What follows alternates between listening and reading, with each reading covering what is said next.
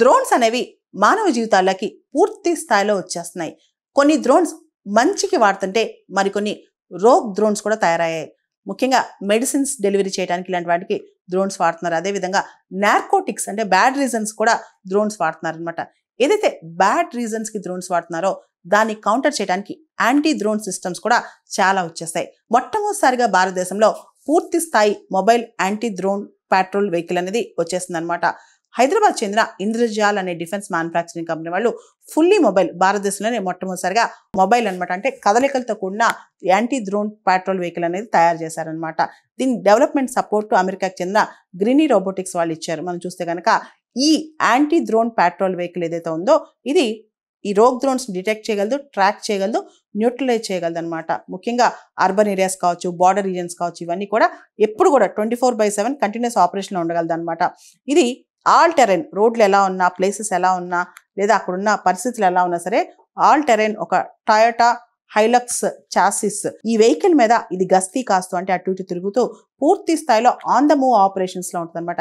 ఎక్కడ ఆగకుండా on the move ఆపరేషన్స్లో ముఖ్యంగా బార్డర్ పెట్రోలింగ్ కావచ్చు, అర్బన్ జోన్స్ కావచ్చు, ఎక్కడైతే డ్రోన్ అటాక్స్ లేదా డ్రోన్ సంబంధించిన థ్రెట్స్ ఉన్నాయో అక్కడంతా ఇది ఉండి న్యూట్రలైజ్ చేయగలదు అనమాట. ముఖ్యంగా high mean time between failures MTBF కావచ్చు, అంటే ఇది ఒక్కసారి ఫంక్షన్లోకి వచ్చిన తర్వాత, ఆపరేషన్లోకి వచ్చిన తర్వాత దీని మళ్ళీ రిపేర్ కానీ ఓవర్హాల్ కానీ అంటే చాలా కాలం పాటు ఇది వర్క్ చేసిన తర్వాత, చాలా గంటల పాటు ఇది వర్క్ చేసిన తర్వాత దీనికి ఓవర్హాలింగ్ టైం, రిపేరింగ్ టైం ఉంటుంది అనమాట. తర్వాత ఇది పూర్తి స్థాయిలో బ్యాటరీ బ్యాకప్ ఉంటుంది. 24/7 కంటిన్యూస్ ఆపరేషన్ దీన్ని ఉంచుకోవచ్చు అనమాట. ఎలాంటి హార్ష్ ఎన్విరాన్మెంట్స్లో అయినా ఈ fully mobile AI powered anti drone petrol vehicle అనేది పనిచేస్తుంది అనమాట.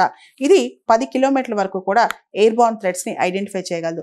దానిలోనే ఇంటిగ్రేటెడ్ సెన్సార్స్ ఉంటాయి, ప్రోటోకాల్ అనలైజర్స్ ఉంటాయి. కాబట్టి పూర్తి స్థాయిలో 10 కిలోమీటర్ల వరకు కూడా ఎయిర్ బార్న్ థ్రెట్స్ని ఐడెంటిఫై చేయగలదు. దాంతోపాటు ఈ డ్రోన్స్కి soft kill, hard kill capability ఉంది. సాఫ్ట్ కిల్ అంటే ఏదైతే మనకి వచ్చే రోగ్ డ్రోన్స్ ఉన్నాయో వాటికి సంబంధించి వాటిని న్యూట్రలైజ్ చేయడానికి వాటి సిగ్నల్స్ ఆపేయటం కావచ్చు, వాటి రేడియో ఫ్రీక్వెన్సీ జామింగ్ కావచ్చు, లేదా వాటి గైడెన్స్ సిస్టమ్స్ని న్యూట్రలైజ్ చేయడం కావచ్చు, ఇవన్నీ చేయగలం అన్నట్టు. అంటే ఆ రోగ్ డ్రోన్స్ని పడేయకుండా, కంప్లీట్గా డిస్ట్రాయ్ చేయకుండా ముందుగా వాటిని జామ్ చేసేస్తాయి, తర్వాత స్లోగా అవి డిస్ట్రాయ్ అయిపోతాయి అనమాట.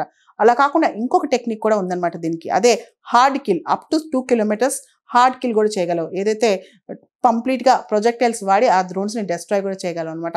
ఈ hard kill capacity, soft kill capacity రెండు కూడా ఇంద్రజాల్ రేంజర్స్కి ఉందన్నమాట.